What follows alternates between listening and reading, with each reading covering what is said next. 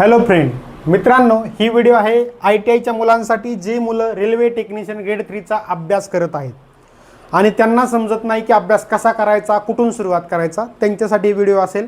Railway technician grade 3चा अभ्यास करत असेल तर ही व्हिडिओ व्यवस्थित बघावा। ठीक आहे मित्रांनो, सुरुवात कशी करावी, कुठून करावी हे या व्हिडिओमध्ये आपण सांगणार आहे आणि यामध्ये एकच CBT असल्यामुळे जास्त काय मोठे व्हिडिओ होणार नाही, थोडक्यात व्यवस्थित सांगतो। ठीक आहे मित्रांनो, ज्यांनी आपली बॅच घेतली नसेल त्यांनी घेऊन टाका, बॅच सुरू होणार आहे आपली, लगेच घेऊन टाका। हा आहे टेक्निशियन ग्रेड 3चा सिलेबस, एग्जाम पॅटर्न। एकच एग्जाम आहे, तुम्हाला माहित आहे बरोबर। किती मार्काची आहे? 100 मार्काची आहे। वेळ 1.5 तास असेल आणि प्रश्न 100 असतील, म्हणजे एका मार्काला एक प्रश्न। ठीक आहे, सब्जेक्ट तुम्हाला 4 आहेत। इथं जीके आणि चालू घडामोडी लिहा, चालू घडामोडी।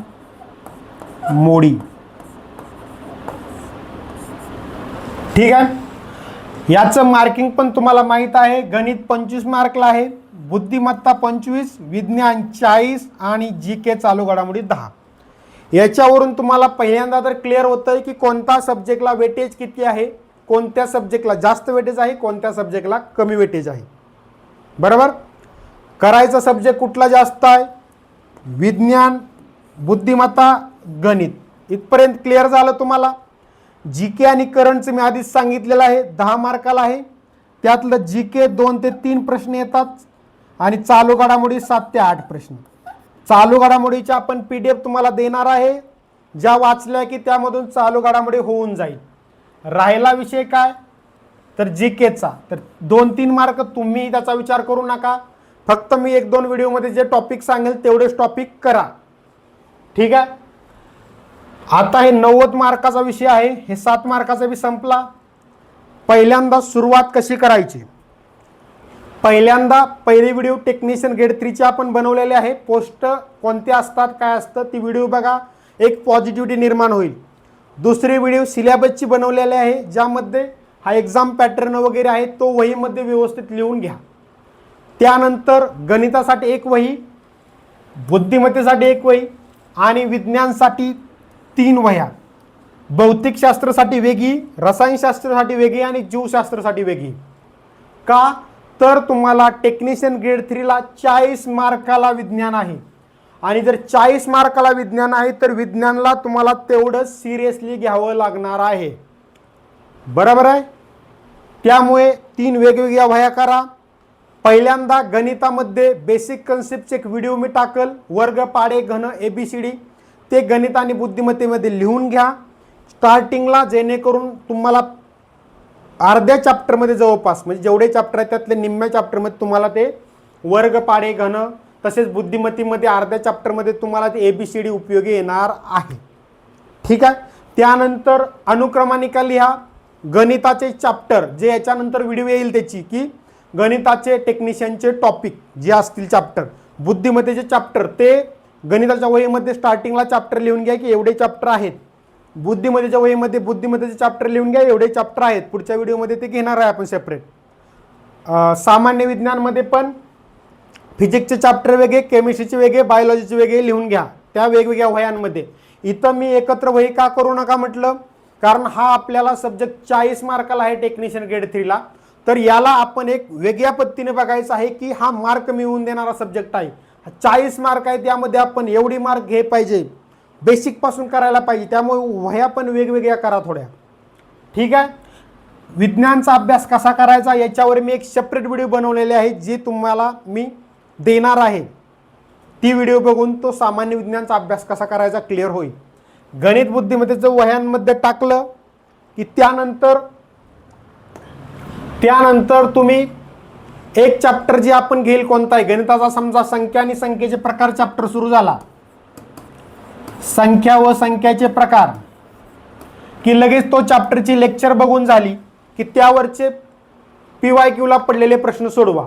ते प्रश्न कुठून सोडवू त्यासाठीच आपलं पुस्तक आलेलं आहे मार्केटमध्ये, रेल्वे टेक्निशियन ग्रेड 3 प्रश्नपत्रिका संच।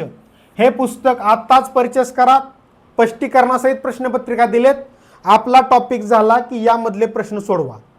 याच्या व्यतिरिक्त अजून एक्स्ट्रा प्रश्न सोडवायचे का? हो, सोडवायचे.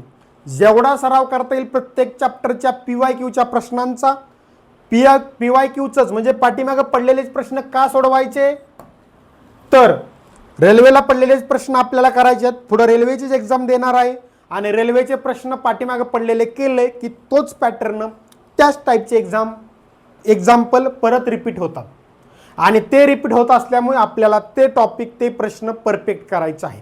त्यामुळे एखादा चॅप्टर झाला की त्या चॅप्टरवरचे लगेच एक्झामला पडलेले प्रश्न या प्रश्नपत्रिकेच्या पुस्तकातून सोडवा. हे पुस्तक तुमच्याकडचे असेल तर त्यातले पण प्रश्न सोडवा. तसेच आपल्या ॲपमध्ये, आपल्या ॲपचं नाव आहे रेल्वे प्रेमी मराठी क्लासेस, प्ले स्टोरवरून डाउनलोड करून घ्या.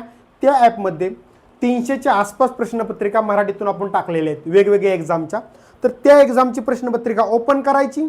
त्यामध्ये संख्याचे प्रकार आपण टॉपिक झाला असेल की त्यावरचा प्रश्न कुठला आहे बघायचा, तो सोडवायचा. असे करून एका चॅप्टरवरचे 50च्या वरती प्रश्न तुमच्याकडून सुटले पाहिजे, तेव्हाच तो चॅप्टर परफेक्ट होईल. बरोबर, रिव्हिजन होऊन जाईल आणि त्यामध्ये तुम्हाला काही डाऊट राहणार नाही.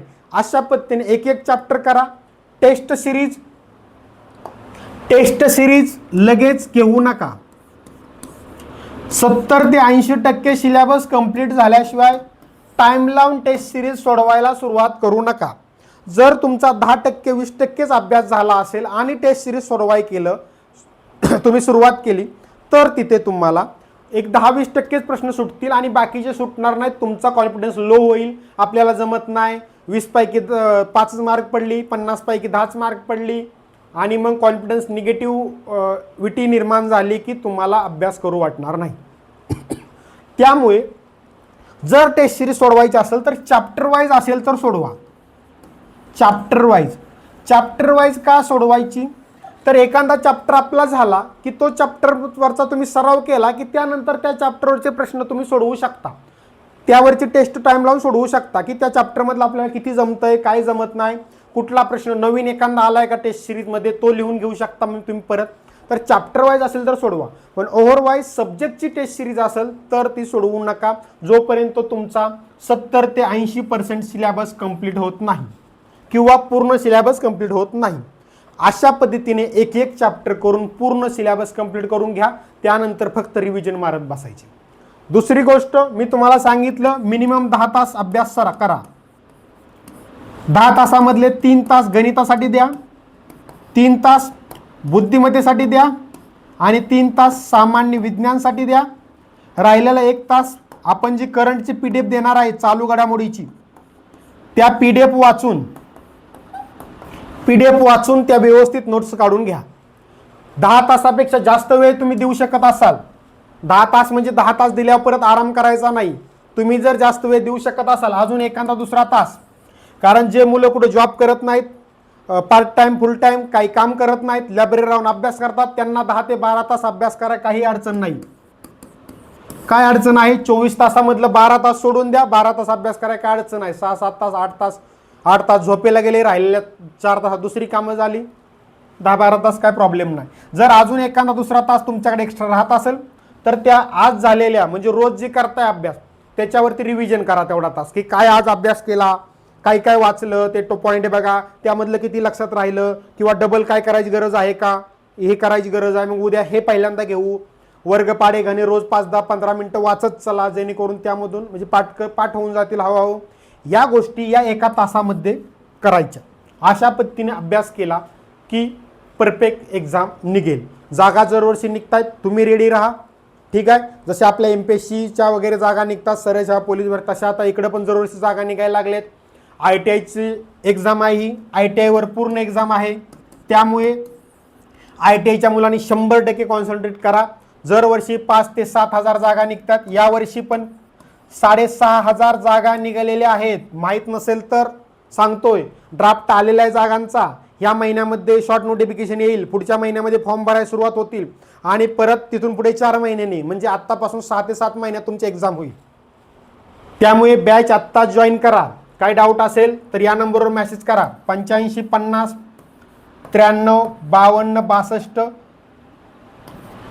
या नंबरवर कॉल किंवा मेसेज करून बॅचविषयी माहिती घ्या आणि जॉईन करून अभ्यासाला बेसिकपासून सुरुवात करा. अजून काय डाऊट आहे का? अभ्यास कसा करायचा समजलं का? वेळ पण सांगितलेला आहे. आता तुम्ही म्हणताल सर टाईम टेबल कसं बनवायचं, तर ते तुम्ही बनवा. कारण काही जणांना रात्री अभ्यास करायची सवय असते, तर काहींना दिवसा असते. काही जण रात्री 2-2 वाजेपर्यंत अभ्यास करतात, काही जण पहाटे 5 वाजता उठून अभ्यास करतात. वेळ फक्त एवढा द्या, 10 तास पेक्षा जास्त किंवा 10 तास. बाकी तुम्ही टाइम टेबल बनवा. कुठले 3 तास गणितासाठी द्यायचे, कोणत्या वेळेतले बुद्धिमत्तेसाठी, विज्ञान कोणत्या वेळेत करायचा, PDF कधी करायचा. ठीक आहे मित्रांनो, अजून काय डाऊट असेल कमेंट करून विचारून घ्या. आजच बॅच जॉईन करून अभ्यासाला सुरुवात करा. तुमच्या मित्रांपर्यंत पण व्हिडिओ पोहोचवा. जास्तीत जास्त मराठी मुलांपर्यंत व्हिडिओ गेले पाहिजे. पुढच्या व्हिडिओमध्ये आपण बेसिक कन्सेप्ट गणित बुद्धिमत्तेच्या विज्ञानचा अभ्यास कसा करायचा आणि त्यानंतर गणित बुद्धिमत्ता विज्ञानचे टॉपिक सुरू करणार आहोत. ठीक आहे मित्रांनो, थँक्यू फ्रेंड.